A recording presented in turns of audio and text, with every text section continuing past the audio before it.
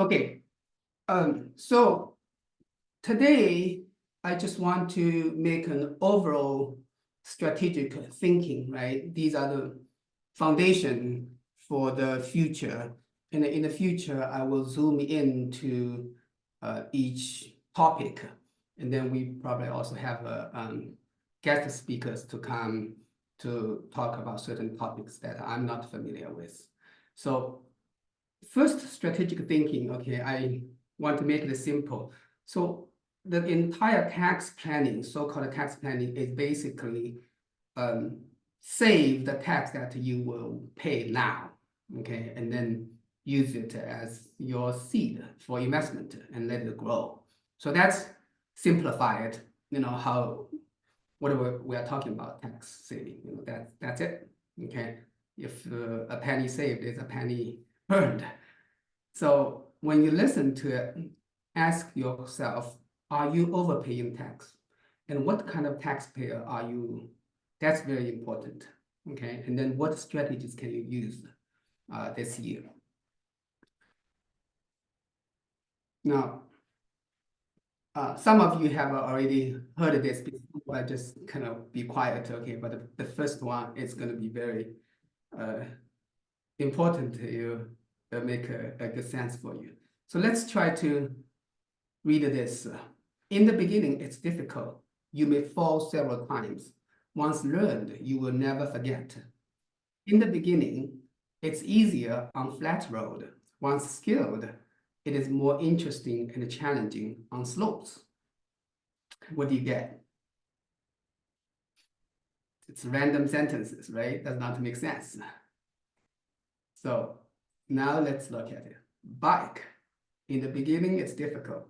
You may fall several times. Once learned, you will never forget. In the beginning, it's easier on flat road. Once skilled, it is more interesting and challenging on slopes. Now it makes sense, right? So what I was about to say is the context is very important. Okay, now what is context? I'll give you an example. So is saving tax your context?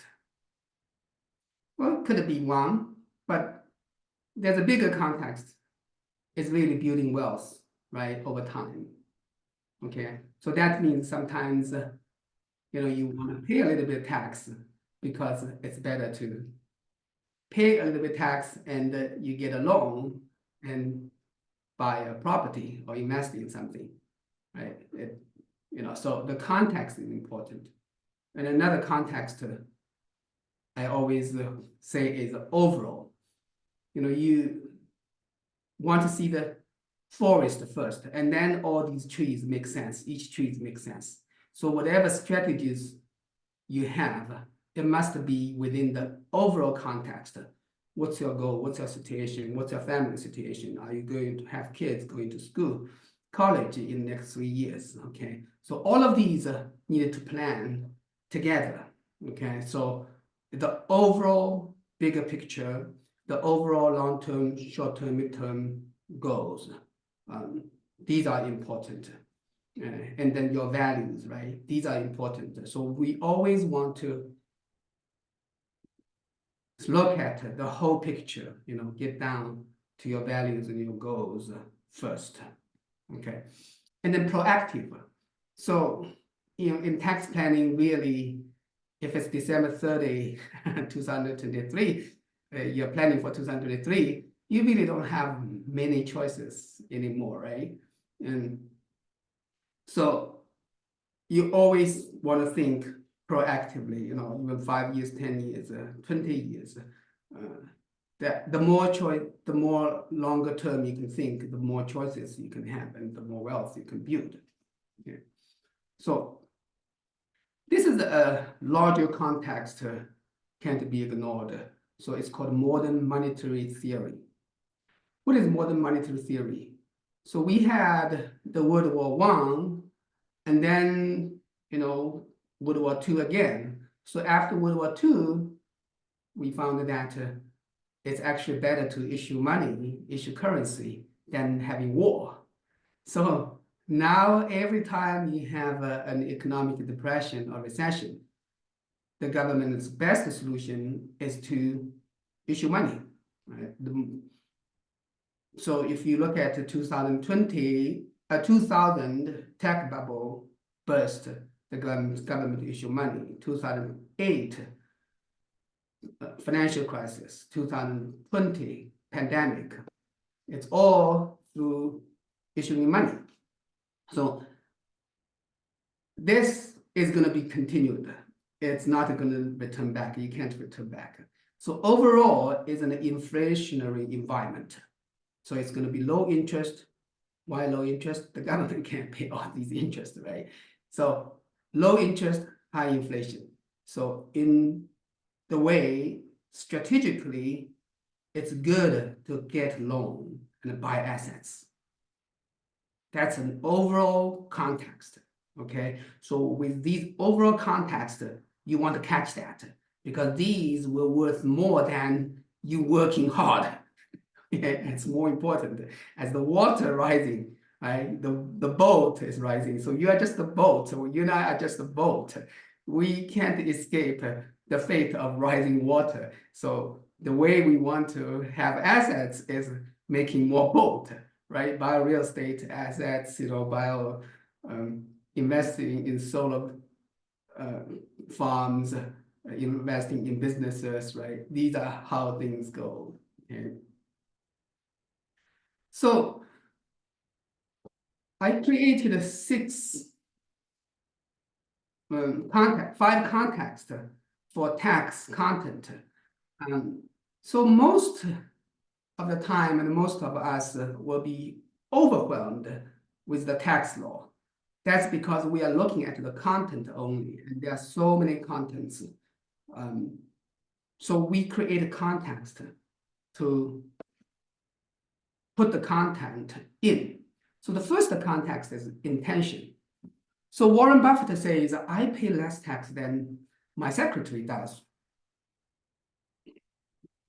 Now, that's true. The US tax law is to encourage people to utilize all these incentives to take care of my family, my business, my community, so that the government doesn't have to, because the government knows it's inefficient for the government to do it. So being a good citizen does not mean paying more tax. It means you use these laws to pay less tax. Okay, the government is not like needing my tax law, tax dollar. The government mainly rely on issuing currency. So that's the first intention. Okay, using the law, learning the law, and taking advantage of the law to take care of yourself, your family, your business, your community. That's the intention. And type of income, that is very important. So we have three types of income. I will show you in the next slide. That give a lot of creativity in terms of planning. And then the structure, we needed to know, how the income, the different items, and what blocks do they fall in. This way we understand, where they are. And then the strategies. Interestingly, if you summarize it, there are only three strategies: deductions, shifting, and extensions. Okay, we'll expand on that. And then vehicles. In America, if you want to grow wealth, you really want to use real estate, business, and tax saving. And these three are intertwined together, and mutually complement each other. So you use all these three, then you will create wealth much, much faster. Okay, I always say, if you learn the basic tax strategies, let's follow these strategies, within one generation, you can become somebody, with an assets. Like myself, I come from China. We grew up in a farm. We have nothing. So here in America, in one generation, we were able to buy some assets, and I'm able to send my daughter to private school. That's amazing. That's a huge progress. So I think this is financial literacy, and that's why I'm very passionate about You know, they really financial literacy, everybody needed to know. And this will make, change life. And then the content. The content is basically are two kinds, code-based and product-based. And we can give some examples later on. And then in the future, when we dig into each topic, you know, these are the content, but always put into this context. That's how you make the content meaningful, and you can grab it and use it in your real life. So the types of income. So the first type is earned income. So that's like your W-2 or your S Corp, you know, your LLC, whatever you participate, you manage, or you actually work on that. So that's called earned income. Earned income is subject to two taxes. One is normal income tax. On top of that, you need to pay payroll tax or self-employment tax. Okay. So with that said, what's your strategy? Try to reduce your earned income, right? To make some income, you know, some of it as a possibly passive income. So passive income is that you didn't work. You just sit there, you know, because of ownership. So like real estate investment, for example, because of ownership, and you got dividends, you got a interest, you got a profit share, you know. So you invest in a friend's LLC. Your friend is working, but you invested some money, so you get these income. Now these, you don't have to pay self-employment tax. All you need is just to pay the income tax. Okay. So in planning, you can do something, you know, okay, this is LLC, you know, have some service your family is providing. Okay, you know, you may have your parents be a silent partner, right? They can invest some money and you say, okay, you know, give them 30%. So that income, it's theirs, and you know, they probably have income is not very high, they're retired, okay, they pay less tax, right? So then capital gain. Capital gain is basically, you know, you buy assets and then they increase the overvalue. So you bought a property for $1 million and now you sold for $2 million, so $1 million, it's capital gain. Now capital gain has a lot of favorable tax treatment and a lot of strategies. You can actually escape capital gain completely. Okay, we will expand on that. So we want to create capital gains to create wealth, and usually these are long-term, and these are how real wealth is built. Okay. So for the average person, you know, don't trade stocks, really buy and let it sit for lifetime. When you retire, you can use capital gain. And then again, there are so many ways to reduce or eliminate capital gain. Again, the law is very good. You look at, right? The law is very smart, encouraging your long-term investment. So structure. So the structure, first section is income. So your wages, your interest, and then here, this is where, you know, most of the money are made, right? The rent, royalty, partnership, S Corp, trust, LLC, all of these. That's where you make most of the money, okay, through investment, through your businesses. And then you have the total income, okay? And then the adjustment to income, you know, health saving account, IRA, and then this adjustment. So that's called AGI. This number is important because most lending will use this number, okay? And then college financial aid also, a lot of times use this number. And then you have the itemized deduction. So the itemized deduction mainly just tax, interest, you know, your mortgage, your primary residence, and the contributions. That's the itemized deduction. Now, the contributions has a lot of flexibility there, okay? So this, if from tax saving strategy, this is a big strategy because you can actually deduct 60% of your AGI every year for this. And you can create a donor advice fund, you know, all of these LLC, charitable LLC, or just foundation, private foundation, public foundation, and then you can run it. There are many ways. Okay, so I will expand on that later on.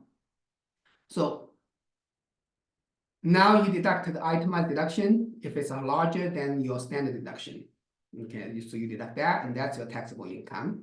And then tax before credit, and then after that you have all the credit, child tax credit, education credit, and so the Inflation Reduction Act made some extraordinary tax credits. So you get 30% of investment tax credits for all the renewable energy, like solar panels, batteries, wind turbines, whatever you install. So you put into that, you get 30% of tax credit.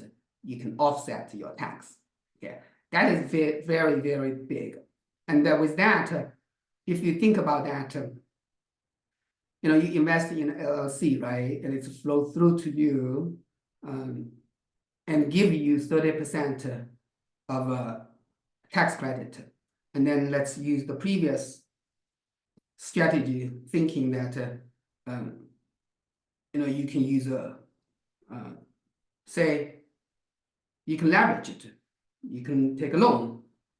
So let's say you invest $100,000, and then you leverage say 90%. Okay, for the sake of easy number.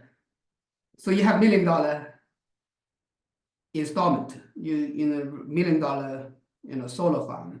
So that $1 million, you get a $300,000 tax credit. Think about that. You have you invest $100,000, you get a $300,000 tax credit. So your net immediate return is like $200,000, right? Your net cash increase $200,000. So plus you can do bonus depreciation 80%. That's $800,000 to reduce your income here.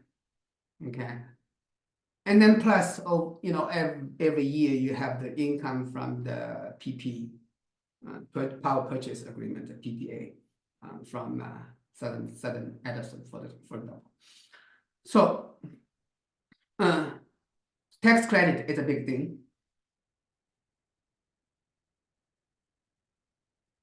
So talking about that, you know, I say that's where you make money, right? So right now, I just give you example of solar investment.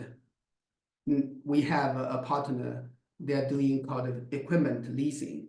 So also because of the Inflation Reduction Act, the government is promoting infrastructure development. So this company is basically buying construction equipment and leasing to construction companies. And then there's the same theory. You have the bonus depreciation, you have the leverage. So that's a very good tax deduction. Okay, so here you can get a K1 and have a loss because of depreciation and because of you know, the leverage. So you can put $100,000 there and you get more than $100,000 deduction. Yeah, that's very sweet. So these are kind of the opportunities we want to think about. And then whatever, you know, you overpaid, you get a refund, and if you underpaid, you make up. So we talked that there are 3 strategies. So for long term, the best strategy to grow wealth is through long-term capital gain. Okay, and then even better, you want that capital gain to be capital gain tax-free. Okay, so example like life insurance, like Roth IRA, primary residence, qualified small business stock, you know, $10 million capital gain, tax-free capital gain.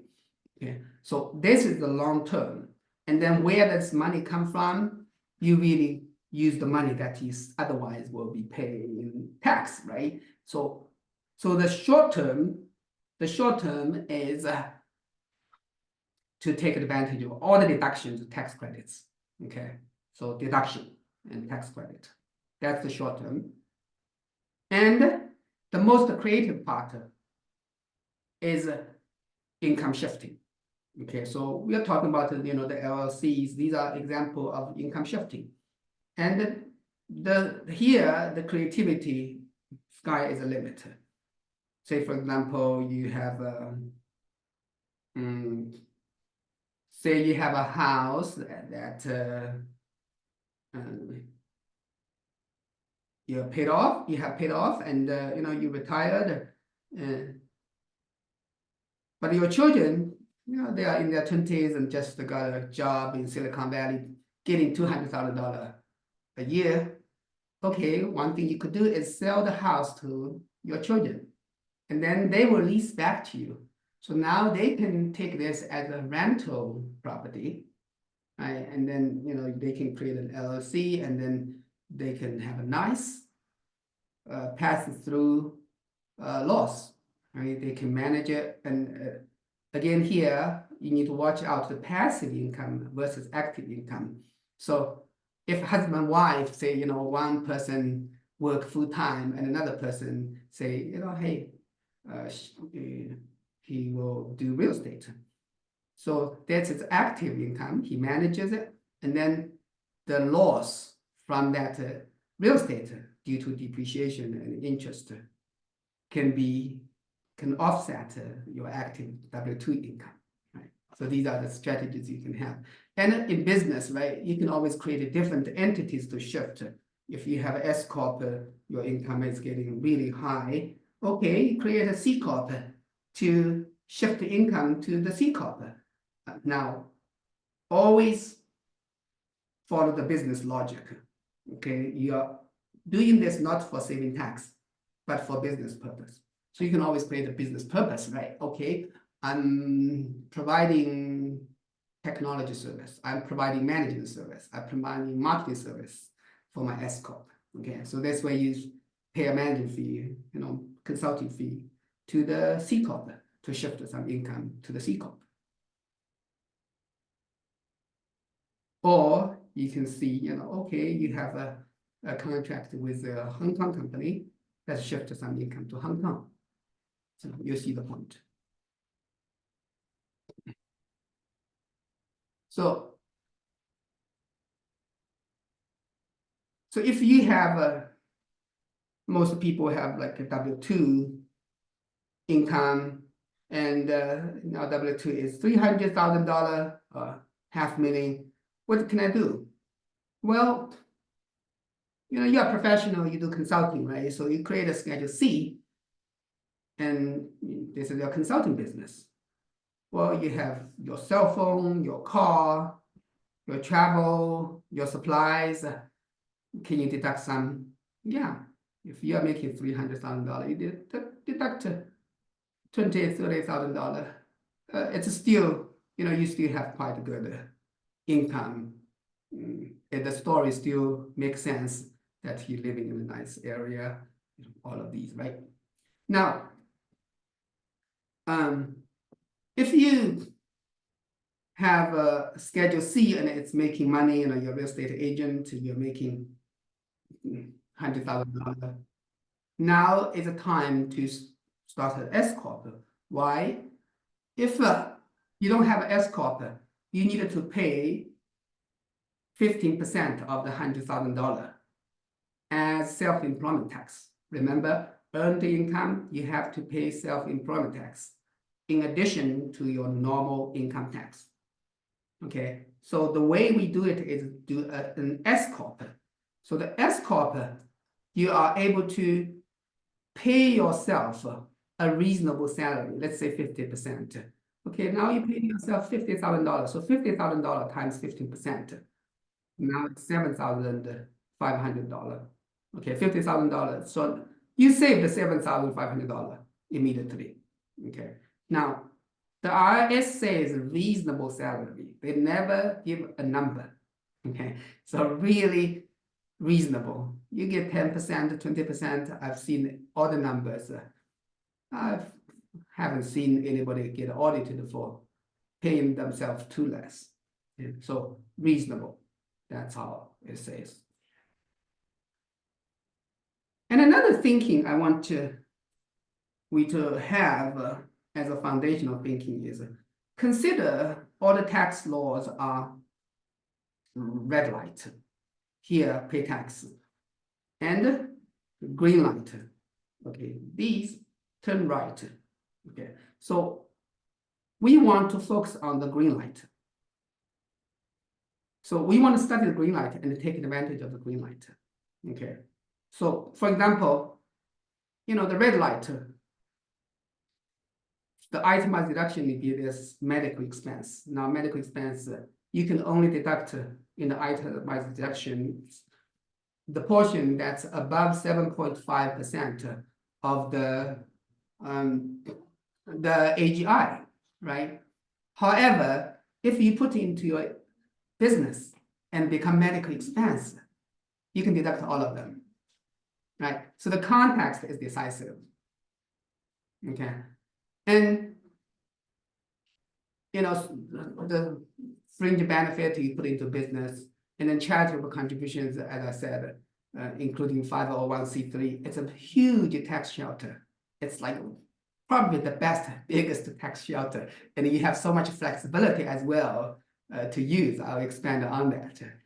Okay, so, and then of course, we'll take advantage of the basic things, 401k, 401h. You probably haven't heard about 401h. It's really like a supersized HSA. You can use it for health, but really you can use it for retirement. Okay, so, and then there's self-insured. When you have a business, you can self-insure. That's also a huge tax. I would say, just like the exempt organization, a great tax shelter. And then the life insurance, you can take a loan and you don't have to pay tax. And then this one is called small business stock. So if you have a business that is scalable, that you can sell in 5 years, you do a C Corp, and then you can, when you sell it, you get $10 million capital gain, tax-free capital gain. Okay, so these are just examples. I just want you to start to think the green lights. Okay, so we spend the time to study the green lights and then find the green lights to take advantage of. So when do you have to pay tax? There are 3 stages to pay tax. The first stage, this is in the context of investment. Remember, the best way to build your wealth is through long-term capital gain. So the first is the seed. So 401k, the seed is tax-free. Then the growth. Okay, so the growth is tax-free. So 401k, the growth is tax-free, right? But it's a brokerage, the growth, you need to pay tax if you sell it. Mutual fund, you need to pay tax even if you don't sell it. And then, the harvest you can pay. Like a Roth IRA, the harvest, you don't have to pay capital gain tax, but the 401k, you need to pay capital gain tax, right? So that's kind of, the overall thought. So following the principle, I want to save as much tax as possible now, and then let it grow and pay no tax in the future.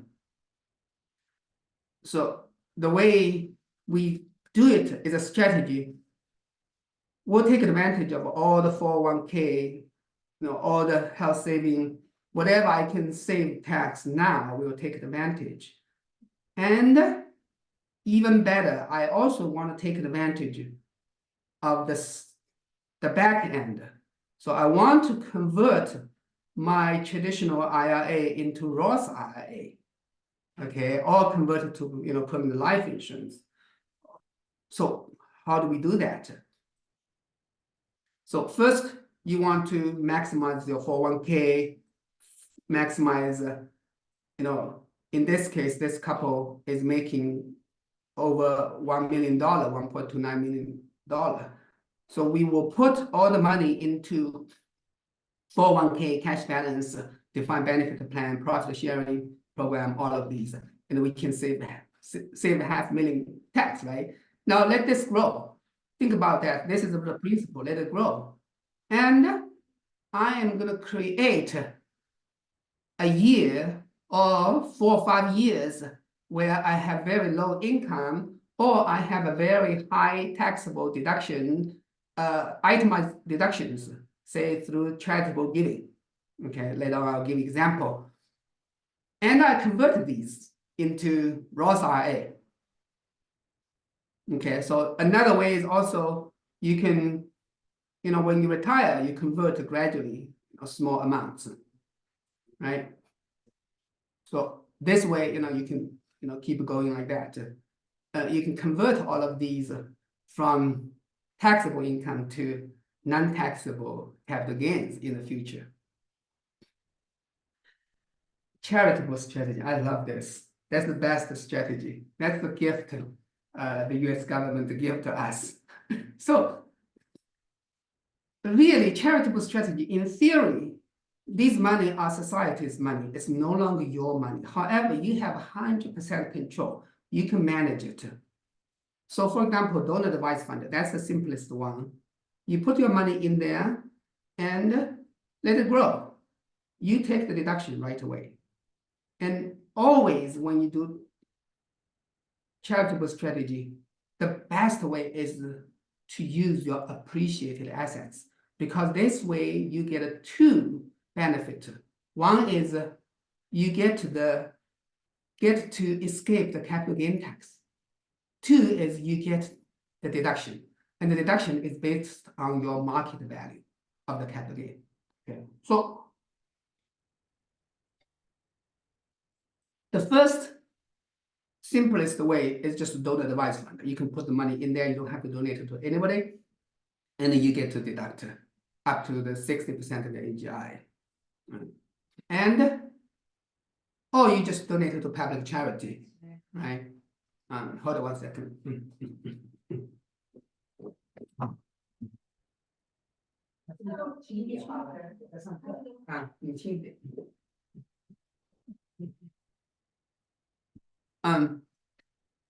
Then you can have a private foundation, right? Private foundation, really, you just put money in there, and you can.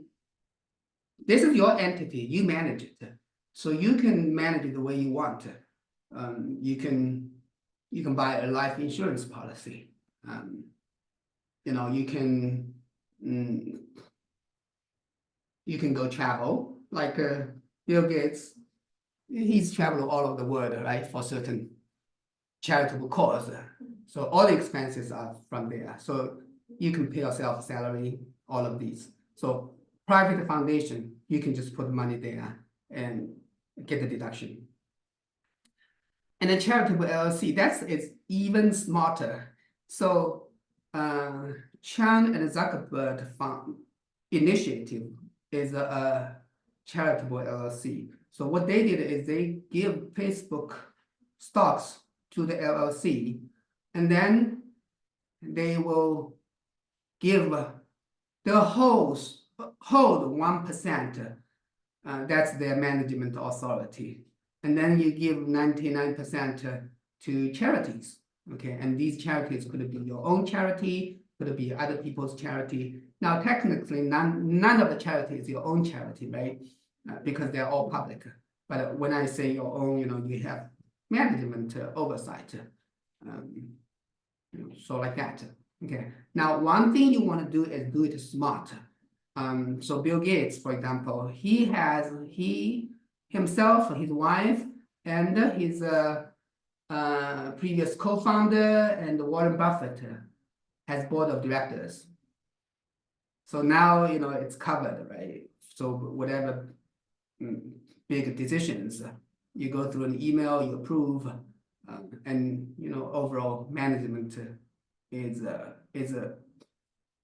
supervised. So you maintain the integrity. Now, also,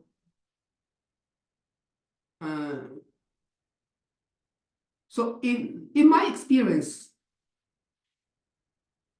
the only time I saw a nonprofit get into trouble is Martin Luther King's son. And the reason is he does kind of silly things. He put his pictures with beautiful girls on Facebook, and people don't like.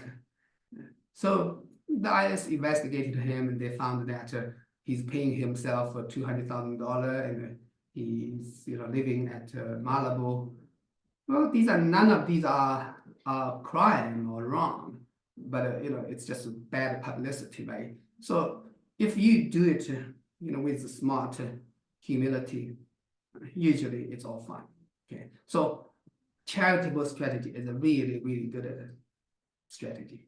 And then also, in terms of private foundation versus public foundation, so private foundation is subject to the 5% assets, which means you need to use 5% of the assets for charitable purpose, either by donating to a charity or you use it by yourself. Now, public foundation, which is a public charity, does not have that rule, and it's easy to satisfy. All you need is 1/3 of your revenue come from public, which means not yourself. Okay, not one person.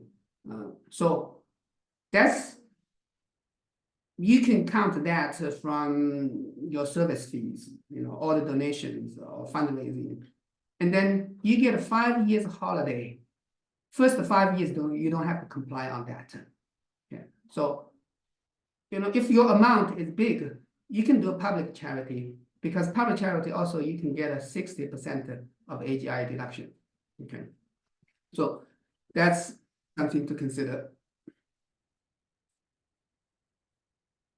So I said you can create a year with a lot of deductions, a lot of charitable deductions. So there's an example of a charity, charitable trust.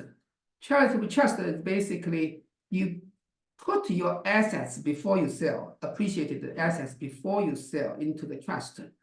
This way, when you sell it, it's no longer your sale, so you will not have any capital gain.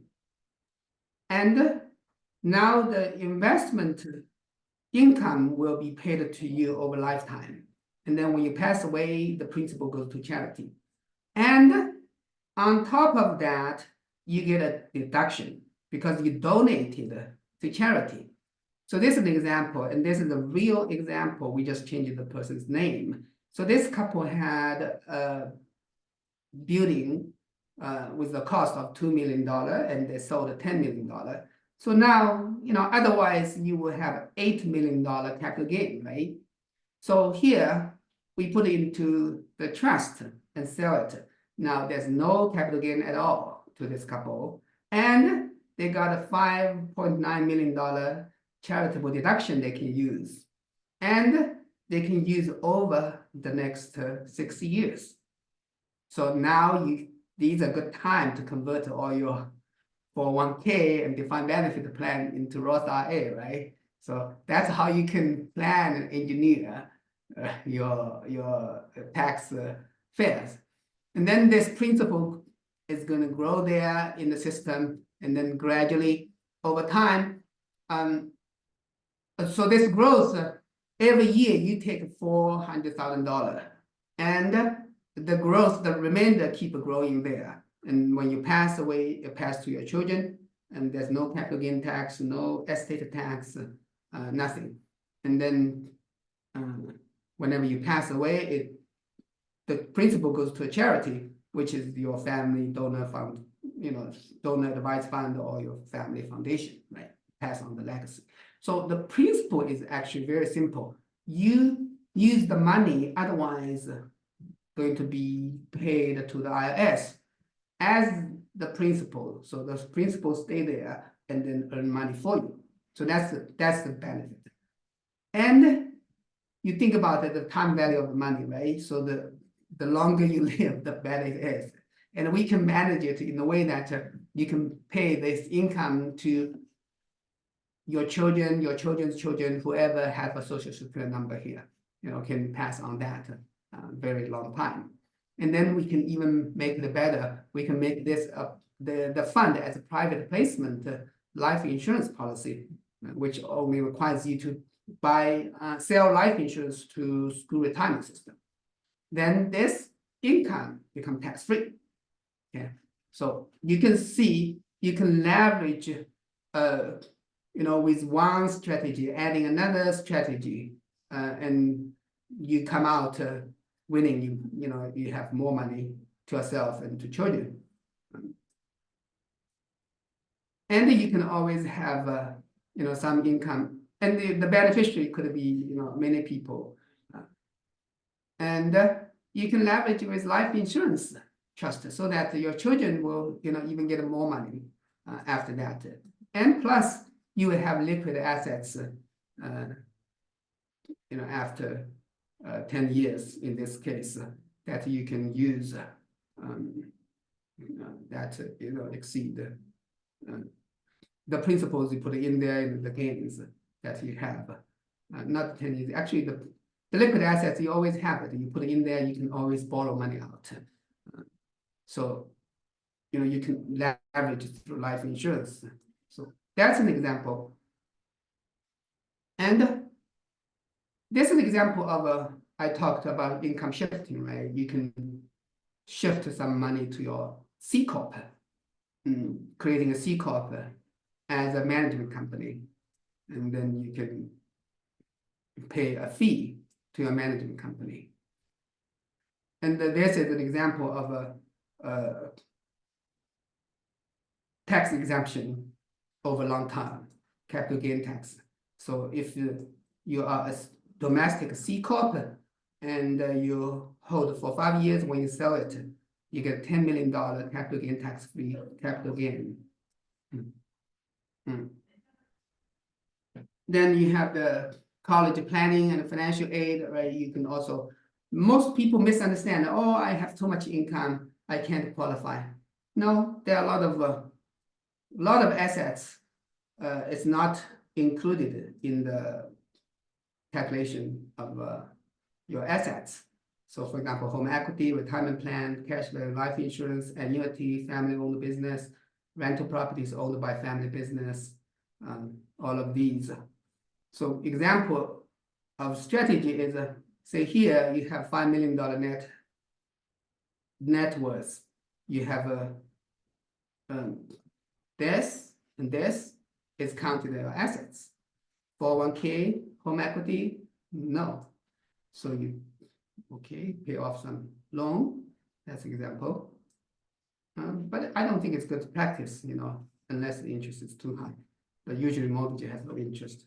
Or you turn the brokerage account into life insurance or annuity, so you can save these money.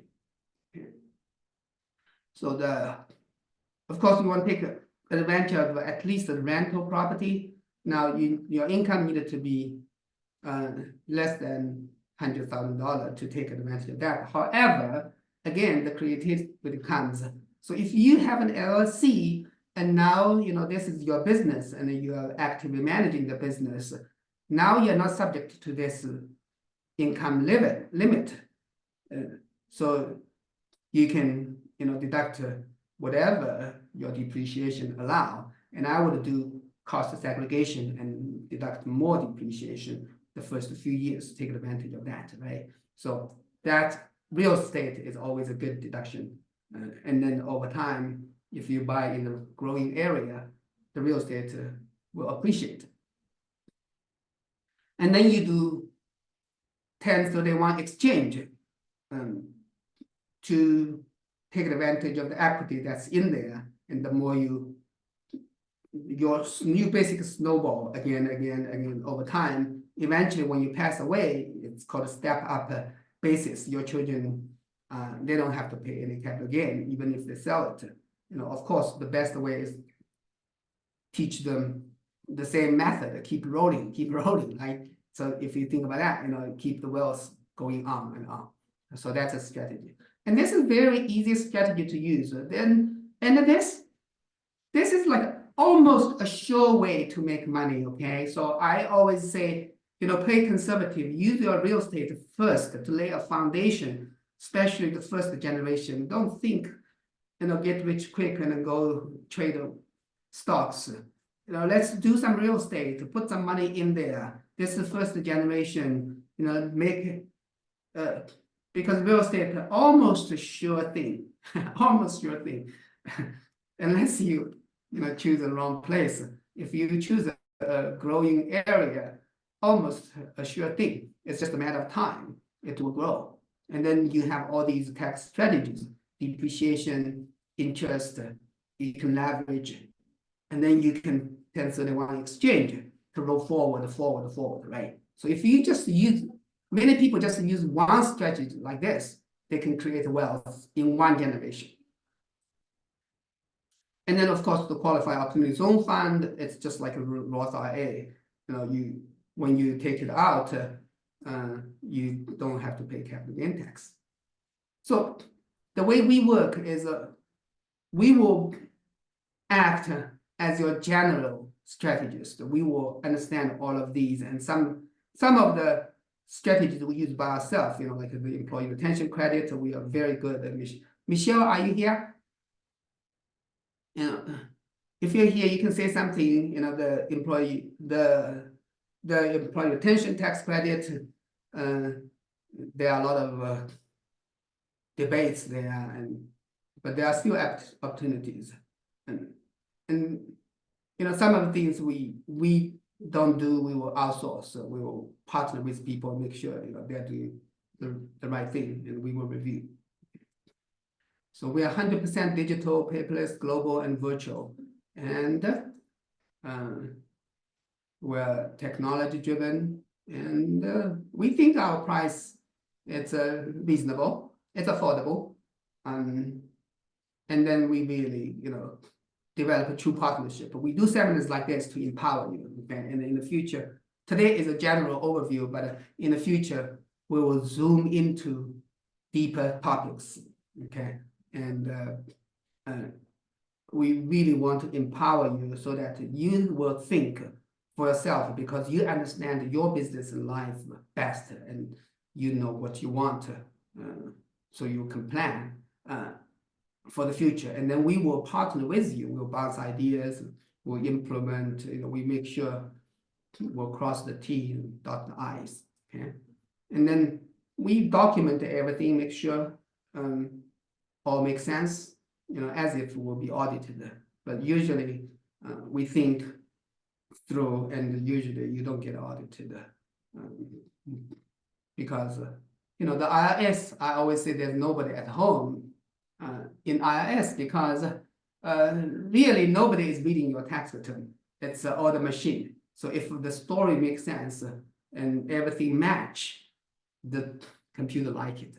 That's why we like K1s, we like LLCs rather than Schedule C, because K1, Schedule C, LLC, you are creating a K1, right?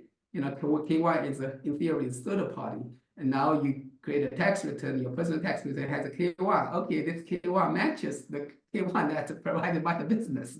The computer love it, right? So we want to do things like that. These are just you think like the computer, and you make the computer happy.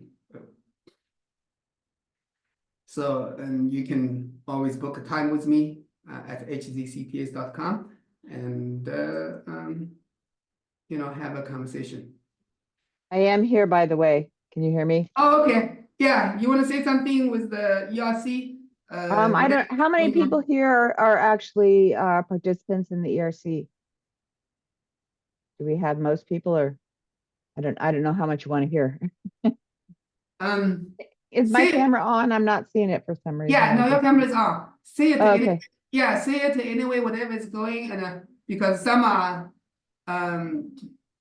new clients, some are prospect clients, and some are professionals, colleagues. So whatever you say is going to be valuable. Okay. So there are a lot of Yes. changes. So There whatever have you been a, okay, there have been a lot of changes in the ERC. I think the history is that accountants like ourselves and accounting firms were very disturbed that non-accounting firms were processing the ERC and they were falsely claiming that everyone qualified and it was free money. It was a lot like PPP and everyone could come and take it. And this was not the truth. And the AICPA and other accounting firms were urging the IRS to go after these big mills, which were essentially just companies that grew up out of nowhere. And we're saying everybody qualifies, give us 30% and we'll do this for you. And they should have gone after those people. They were encouraged to do so and they did not do it. So now, kind of after the fact, it's like they're trying to fix their mistake.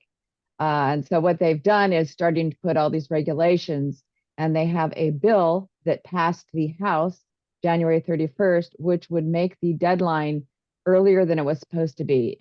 So that would make the deadline January 31st, 2024. And that would be for both years 2020 and 2021 for the ERC. Now, the original deadlines, they should be April 15th, 2024, this upcoming April for the year 2020, and April 15th, 2025 for the year 2021. Well, now that bill is in limbo because they're arguing about the border and other things. And so we don't know if it's going to pass or not. So a lot of people just don't want to move forward with the ERC because of that. And the IRS has sent out a lot of scare tactics. There's 2 letters that are going out. One is CP 271, and it basically says, if you didn't really qualify for the ERC, we're going to not penalize you, but then comply with us, retract, and send the money back, so forth. So that option is available to those people. And if you filed it with us or with somebody who was diligent to make sure that you were properly qualified and only apply for the quarters in which you qualified, then there's absolutely nothing you need to do with that letter. And it says on the letter, if you were qualified, there's nothing you have to do. But there's a secondary letter, which not everyone's going to get this letter, but it's sort of a pre-audit letter. And this information just came out yesterday, and it's letter 6612. And that letter you do need to respond to. And that you're only going to get that if you filed for the ERC and you haven't received your refund. Then the IRS is essentially saying, prove to us that you qualified, give us this information, and you have only 30 days to respond to that. And so it's really urgent. You know how mail is. You might get it 2 weeks in and then you got a week to get back to them. So that letter you have to respond to, or the IRS can just essentially say no ERC for you. And then we've closed the window, closed the door, so you can't apply again. So just be aware, there's a lot of scare going out there. And the main thing is to be in touch. If we did your ERC, be in touch with us. Let us know if you get any of these letters. It helps us to know what to tell our other clients who are still waiting for their refunds when I'm getting responses from you guys. So if you let us know, then we can sort of pass on the information. Nobody's got a letter yet, 6612, don't worry, that kind of thing. So I don't know anyone who's got it. It's kind of a, what do they say? They're trying to kind of practice. That's a practice throw out there to see what happens. And so just keep working just with people who are licensed like we are and who will return your calls and help you out. And you should just be fine. We've dotted our T's, as Jin Hong said, dotted our I's and crossed our T's. So hopefully we're okay. Thank you, Michelle. Does anybody have any question on the ERC topic? Yeah, feel free to unmute yourself. And it is also my intention, I want to call the IRS in the next week or two. It takes a huge segment of my time to do that. But I want to hear from them because a lot of things, the processing has really seemed to slow down as far as getting refunds. And I want to check what the agents there have to say and report it back to you guys. Thank you, Michelle. And Michelle is like really good. We usually call the IS and follow up. That's another good way to communicate. Always good to communicate, right? Communicate with IS if they have questions, we address along the way. So that reduced the chance of audit as well. So, Well, I'm auditing them because I found quite a few mistakes the IRS has made. So that's also an interesting point, is to catch the mistakes they make. The client gets a check back, they're happy. And I'm like, wait a minute, it's $10,000 short. You yeah, got it on the wrong quarter there. So, we're auditing the IRS a bit. yeah, the IS a lot of times they are not mostly updated, right? So we got a letter for a client saying that we over deducted charitable deduction. So basically, we Yep. had a client, we had a private foundation put $1 million in there, and we deduct $1 million. That's 2020, and that's because there's a law passed during pandemic. You can deduct up to 100% of your AGI. So we took that, and then the IS calculated based on 60% and asked us to pay more tax. I said, okay, here's the law, did you hear that? You're the IS, so they're quiet. So a lot of time, again, IS, there's nobody at home. It's all computers. And when new law passed, the computer is not updated. And the computer just spit out the letter and nobody read it. The clerk just stuffed the letter to send across. And we did finally get that. It took, I think, 2 years, but you were right in what you did on the return. And the Yeah, IRS finally admitted it. yeah, we just fight back. Yeah. Yeah. So We when were right. It was not even questionable. yeah. So when you receive a letter, never panic. Okay. Sometimes that is the machine that didn't know. Mhm. Do we have any questions on that?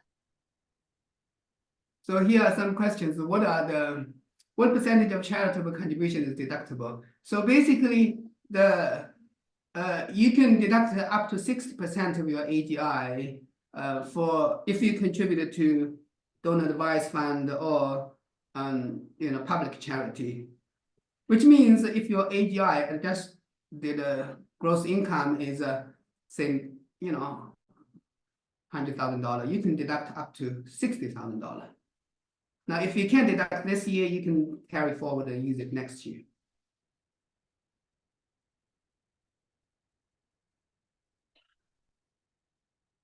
What about the new filing for CPAs? Francis, can you say specifically what this about? Are you talking about, yeah, unmute yourself and say more about this.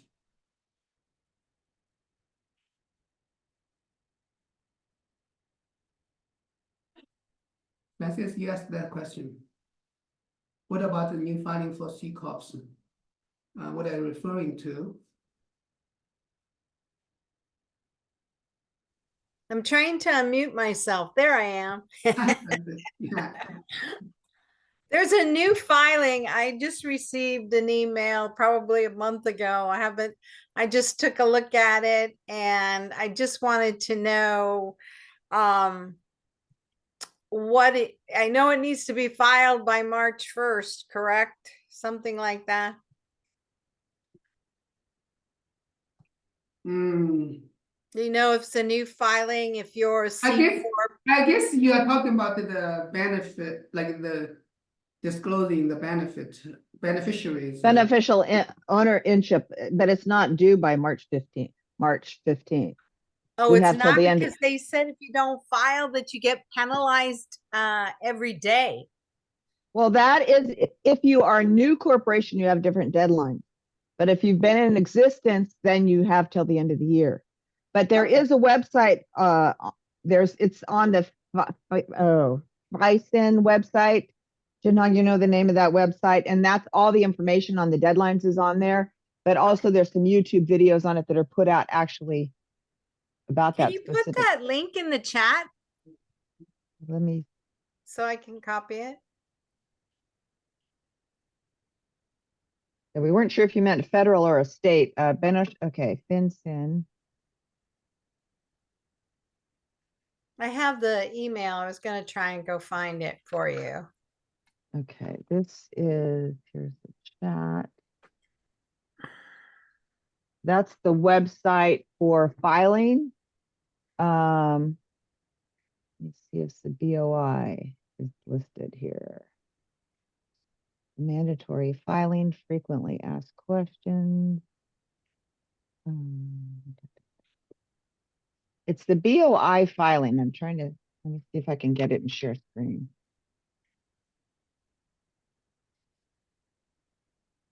Michelle, maybe you can, I thought it was the FinCEN. Is that the FinCEN? yeah, this That's yeah. what it is. Let me see. Do I have the ability to share? Yeah, you can share that to me, Share, give you the power. That's It that's says the disabled. that's the Corporate Transparency Act. You can share This now. is the one, Financial Crimes Network Fact Sheet Beneficial Ownership Information Access and Safeguards. And you're supposed to be, I don't have a, haven't been looking. Where it says to file, because, okay, need to file beneficial ownership report, file your report now. And this is about, so this is, I just went to home. Okay. On the link that I gave you, I went to home. So there's Okay. a F bar, but this is the BOI, this one right here, beneficial ownership information report, file your report now. And that one does have a very big penalty. I think this is something we were going to be sending out an email on it. We haven't got to it because there've been so many ERC changes. But yes, that's what you'll need. Did you get this? Should I stop sharing now? No, I have to, let me just take a quick screenshot. Okay. Thank you so much. I appreciate it. Yeah, it's same like the information statement, the information you file online, just pay some fee on credit card and just give them the information. Yeah. Shouldn't be Okay. anything. Yeah. And we'll be getting out an email to everyone on that topic. Of course, if you want privacy, right, create a Wyoming Living Trust, Wyoming LLC, to be shareholder of your C Corp, you can always do things like that for asset protection, for anonymous, and sometimes for tax flexibility as well. Okay, so these Yeah, are, we're a Delaware C Corp, so, and then I have filing service. So I just needed to know, I haven't looked at it yet, so been extremely busy, but I will take a look at it. Thank you so much. yeah, thank Thought you. this was very informative for me on a personal level. So I thought it was great. Yeah, Francis, how did you hear from us? Via email, you sent me an email and I had some time today and I said I better start looking at personal Oh. taxes. Oh, yeah, on our list. Okay, awesome. Yes. Yeah, awesome. Thank you for coming. Mhm. Thank you. Yeah, we'll do it every week, and we'll dig into topics. What are some topics that interest you? Any topic that interests me. The problem is on my personal side, I'm probably about 4 years behind, but I haven't received any income because I've sold some properties, and I received some inheritance. So I don't want to have additional